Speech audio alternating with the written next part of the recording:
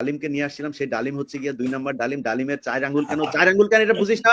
মাঝখানের আঙ্গুল শেখ মুজিবের কবরে যায় খুঁজা বার করার পিছনে আছে মাঝখানের আঙ্গুলটা, ওইখানে যায় খুঁজ গিয়া। ডালিম নাকি আসল না নকল এটা নিয়ে তাদের সমস্যা। এটা হচ্ছে তাদের কোশ্চেন এখন। এত অসভ্য, এত মূর্খ এই আওয়ামী লীগের লোক, এদেরকে বুঝাইতে পারবে না সারা জীবনে। মেজর ডালিম হলো 2 নাম্বার। ভদ্র মানুষ কিভাবে আওয়ামী লীগ করে? এই স্বাধীনতার অবদানটা কি? আমার লজ্জা লাগে ভাই। ভদ্র অভদ্র না, কোনো মানুষ কোনোদিন আওয়ামী লীগ করতে পারে না। ভদ্র আর অভদ্র না। আমরা সরকারকে বলতে চাই যে এই বিডিআর এর হত্যাকাণ্ড নিয়ে আমি অন্তত আমার জায়গা থেকে, এবং আমার বিশ্বাস হাসিনুর ভাই সহ সেনাবাহিনীর অনেক ভালো মানুষ আছে যারা কিনা দেশপ্রেমিক, তারাও এই বিচারটার ব্যাপারে সর্বোচ্চ তাদের দিয়ে চেষ্টা করবেন। সো এই বিচার হওয়ার মধ্য দিয়ে প্রমাণিত হবে বাংলাদেশ 25শে ফেব্রুয়ারি কিভাবে ভারতের হাতে হস্তান্তরিত হয়েছিল শেখ হাসিনার মাধ্যমে। এই কারণে এটা খুবই গুরুত্বপূর্ণ। অতএব এটার থেকে আমরা কোনোভাবেই সরবো না।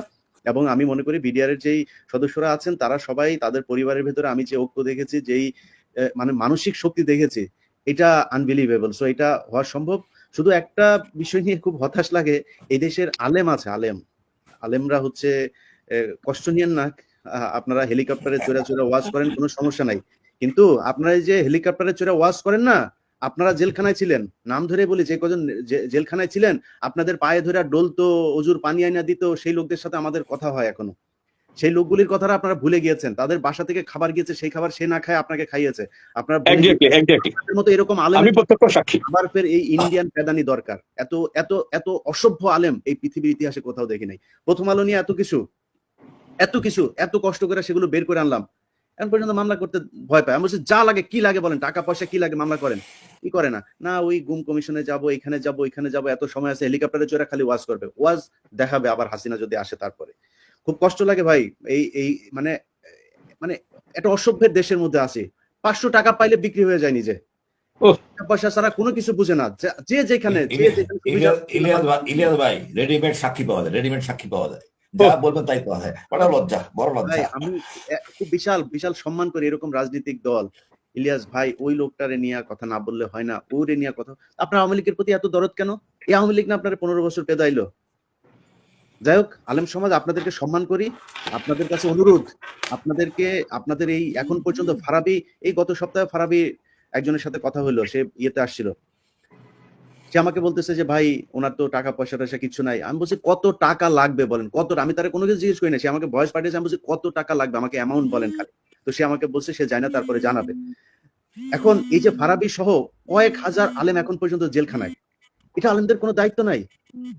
আপনাদের মনেও পড়ে না যে আপনি যে 3 বছর 2 বছর ধরে জেলে, 15 বছর জেল খাটেন, আপনাদের মনেও পড়ে না তাদের কথা একটু?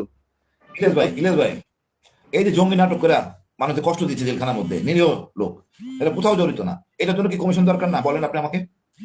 ভাই জঙ্গি নাটক করে বিক্রি হওয়া উচিত না?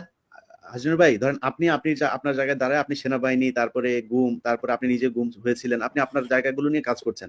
এখন এই যে কমিশন হবে, কমিশন তো আমি মনে করি জুলাই আগস্টের যে হত্যাকাণ্ড হলো, এই পুরো হত্যাকাণ্ড নিয়ে তো একটা কমিশন হওয়া দরকার। এটার ইতিহাস থাকতে হবে না? ইতিহাস না হলে তো ওই যে 30 লাখে যেমনে, এই 3 লাখকে 30 লাখ বানায় যেমনে, 3 লাখে না, আপনি তো একটু আগে বললেন যে 3 লাখ মারা গেছে, 3000 খুঁজে পাবেন না। 3000 খুঁজে পাবেন না, সারা গ্যারান্টি দিলাম হাসিনুর ভাই, বিশ্বাস করেন 3000 আপনি খুঁজে পাবেন না। বুঝছেন, এখনো তো সুযোগ আছে। হাসিনুর ভাই একজন হিন্দু ডাক্তার ছিল, সে আসলে ডাক্তারই কিনা সেটা সন্দেহ, মানে বিডিআর এর ওনাদের বক্তব্য অনুযায়ী। সেই লোকরে করতো হচ্ছে গিয়ে, সে বলছে যে জিজ্ঞেস করতো যে আপনি কি বিডিআর এর, বলতো বিডিআর এর, হচ্ছে বিডিআর এর লোকজনকে চিকিৎসা দেওয়া নিষিদ্ধ। এইভাবে তাদেরকে হত্যা করা হচ্ছে। তো যাই হোক, আপনাদের সারা দেশের মানুষ যারা আমার এই ভিডিওটা দেখলেন, আপনাদের কাছে অনুরোধ, 9 তারিখে যদি কোনো ধরনের কিছু করে, আমাদের 7 তারিখে একটা প্রোগ্রাম দেওয়ার কথা ছিল, আমরা সেই প্রোগ্রামটা দেই নাই। সেটা আইন শৃঙ্খলা বাহিনীর পরামর্শে আমরা সেখান থেকে সরে এসেছি, আমরা সম্মান দেখিয়েছি।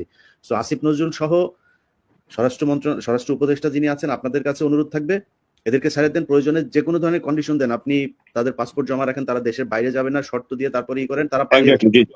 তারা পালিয়ে যাওয়ার লোকও না।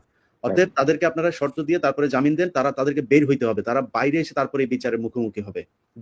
যে এটার জন্য দায়ী, সে বিচারের জন্য শাস্তি হবে, কোনো সমস্যা নেই। তারা সেই বিচারের জন্য প্রস্তুত। আপনাদের কাছে অনুরোধ, তাদেরকে 9 তারিখে ছেড়ে দিতে হবে। একজনকেও জেলখানায় রাখা যাবে না। যদি রাখা হয়, সেটার জন্য কোনো উদ্ভূতজনী পরিস্থিতি তৈরি হয়, ওটার জন্য বিডিআর পরিবার দায়ী থাকবে না, সরকার দায়ী থাকবে। সবাই ভালো থাকবেন। হাসিনুর ভাই, পারভেজ ভাই, শাকিল ভাই, আরো আমাদের সাথে অ্যাডভোকেট আব্দুল আজিজ, ফয়জুল ভাই যারা ছিলেন, সবাইকে ধন্যবাদ। আল্লাহ হাফেজ।